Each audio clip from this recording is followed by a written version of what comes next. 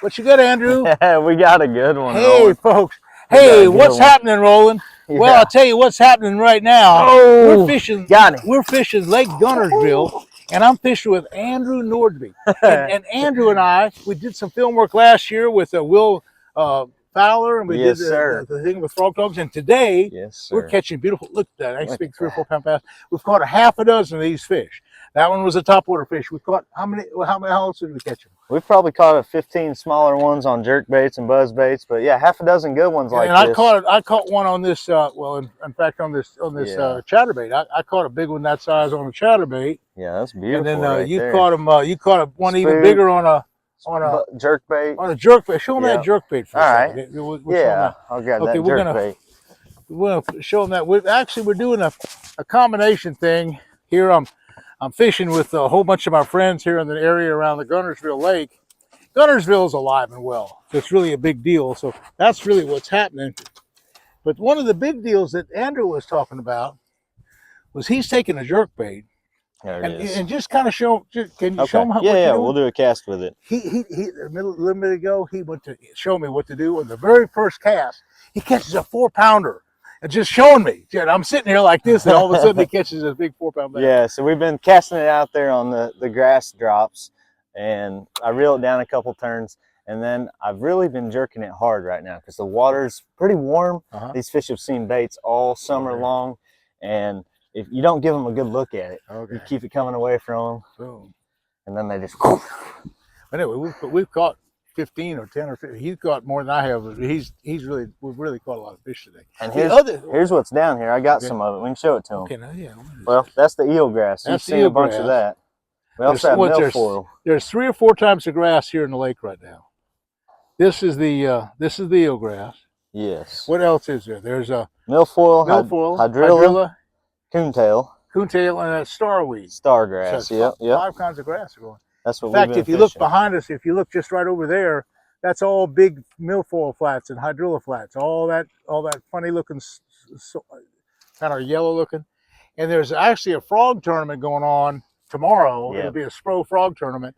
And so that boat there is fishing a frog. That boat's fishing a frog. There was a boat around the corner. They're all practicing for the frog deal. Yeah, you can see about 15 boats on this main lake grass. Yeah, all looking. See, it's all grass over here. That fishing frogs. It's kind of nice for us because we're not fishing a frog. We're not fishing a frog. Here, let me show you another thing we caught a lot of fish on. How many did we catch? We probably caught another 10 fish. Well, this is your reel, but it's just no. It's not that one.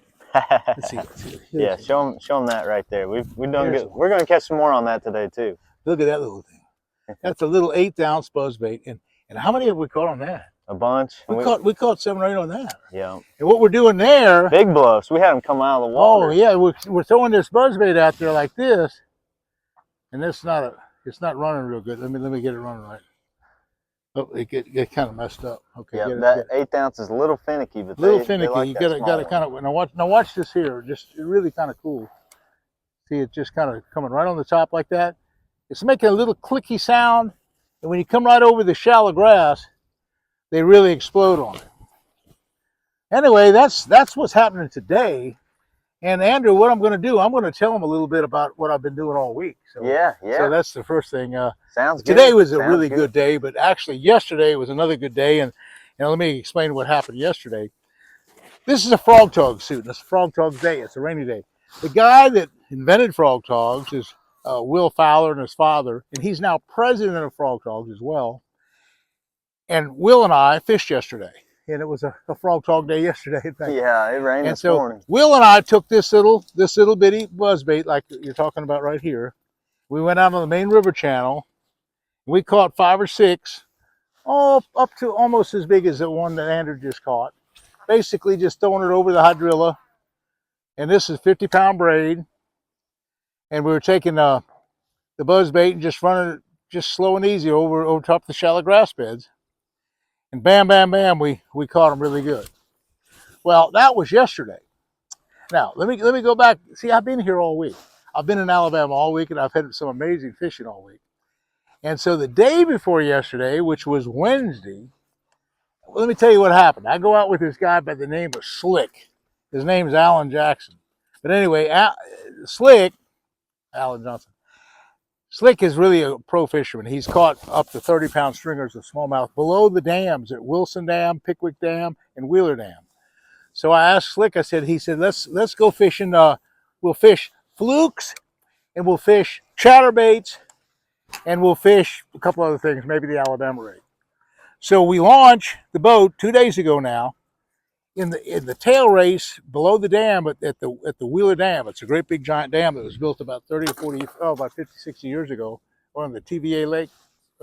And a massive amount of water is coming out. They had 40,000 cubic feet per second being generated. He said, oh, this is just right, Roland. So he takes a fluky looking thing on a little scrounger head. I don't have the little scrounger with me.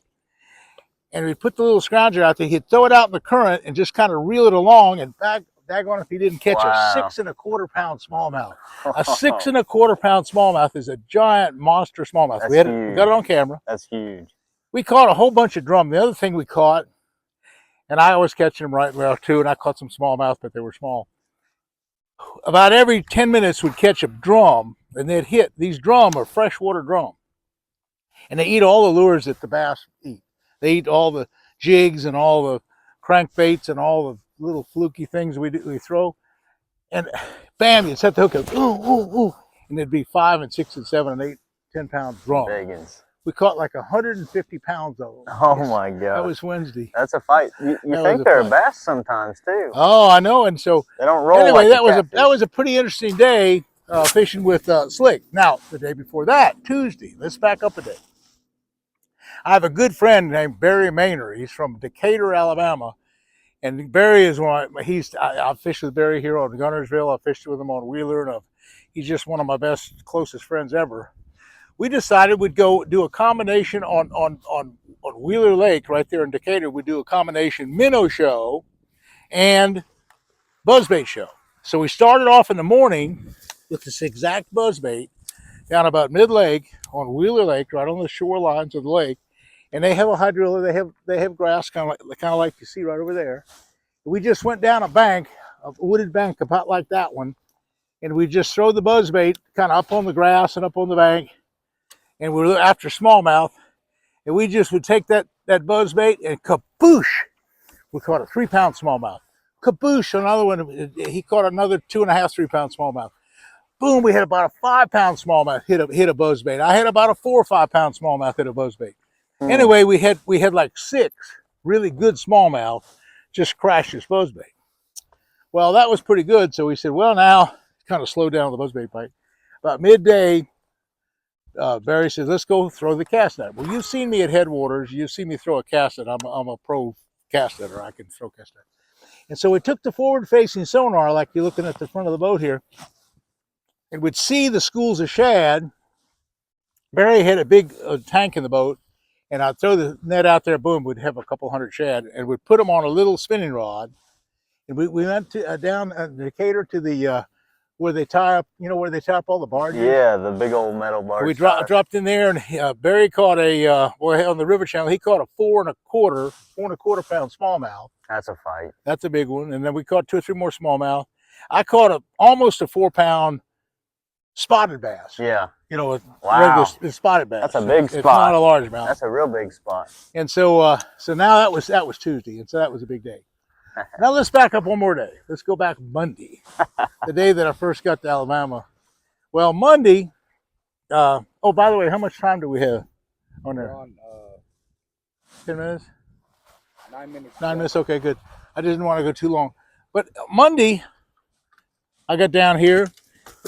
And I decided I'd go minnow fishing by myself because Barry couldn't go. And I'd got Barry's tank, and I had my live well. And I went down below the Wilson Dam, the Pickwick, the headwaters of Pickwick, where I caught so many big smallmouth before.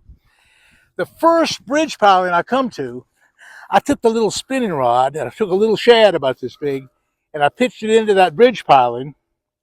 I caught a 7-pound largemouth on camera. 7-pound largemouth. That's big for Alabama. That is a big one. So then we started catching drum, and we caught smallmouth, and we caught largemouth, and we caught spotted bass, and I did a whole film. Just on a little shad, huh? How long were they? They're about that long. Tiny. We put them on a little 1/0 hook, and we were using 10-pound test line. We were Wow. using a drop shot deal. We were taking a drop shot, putting it down like Mhm. on the bottom of a little bitty sinker and a little weight about a foot up. Wow. We'd throw it in behind the bridge pilings or rocks or a seawall or a dock or any kind of thing. And it'd just kind of sit there. And the longer it'd sit there, we also caught catfish. We caught all sorts of catfish. We caught more drum. We caught white bass. Anyway, that was my story for the week. I've been in Alabama. I've just fished for 5 days straight, caught the world of fish, and we are still fishing. I'm going to leave again to go back home. But it's been an Alabama fishing trip, son. We're here on Lake Guntersville. I want to tell you, it's alive and well. Yeah. And I want to thank you again, Andrew, for a great fishing trip today. We've almost finished for the day. It's I'm going to head fun. back tomorrow. But, thank you, Roland. But that's what's happening in this world. Alabama fishing at its best. And say, hey, listen, hit that likes button.